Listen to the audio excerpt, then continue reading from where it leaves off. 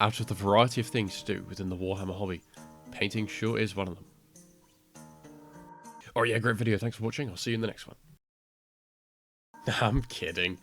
But, leading up to my very mini first narrative game event, I've had to be quite the paint head, giving my AdMech its weird, dirty white and green colour scheme. And whilst I have a few million more hours to put into painting these guys, I can't help but fall in love with them more and more as they begin to bear their mighty colours. I think it's odd AdMech was the army I kind of fell in love with.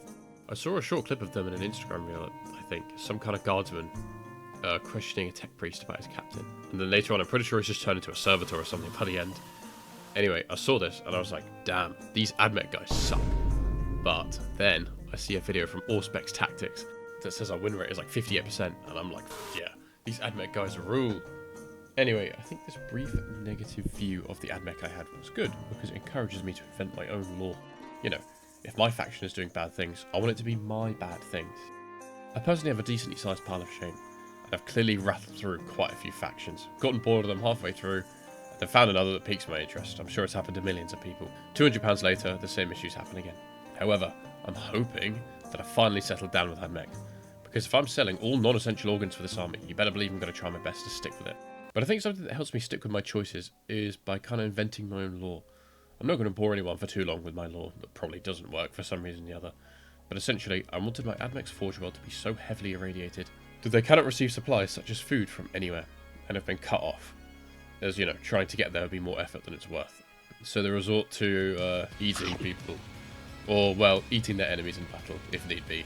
And if they don't have anyone to battle, you know, they always have their flesh farms, right?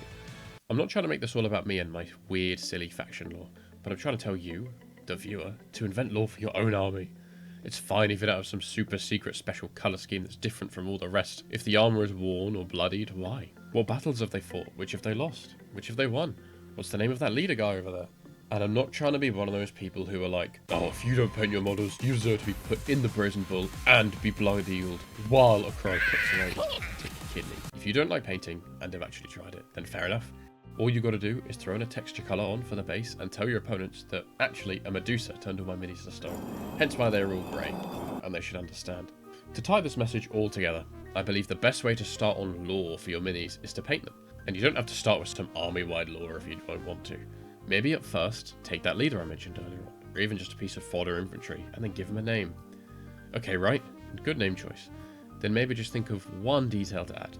Are they an especially violent individual? Add some blood paint to their weapons, and maybe their armour if they really like to get stuck in. Do they hate Tyranids? Add a dying, hurt, in pain, weak Termagaunt to its base, if it's big enough, or maybe a Ripper. I myself am tempted to change some of my already painted army to add a few extra details on their base for storytelling. Maybe a skull, maybe somehow simulating the effects of radiation, I don't really know how I'd do that. Or a limb or two from spare sprues I have, maybe. What I would love to see, one day, is people telling me the lore of their army, or even a single model of their army in the comments. In fact, I have to see at least one. If not, I'll be very disappointed. I challenge you, yeah, I'm talking to you, to create lore for one mini today. Now! And then tell me about it if you like in the comment. Anyway, I hope you enjoyed my short little video today, and I hope I can get those creative juices flowing. But if you don't mind, I've got about 600 points of AdMech to paint in the next 5 days, so I should probably get on that. Oh god, I'm so screwed, it's whoever, what am I going to do?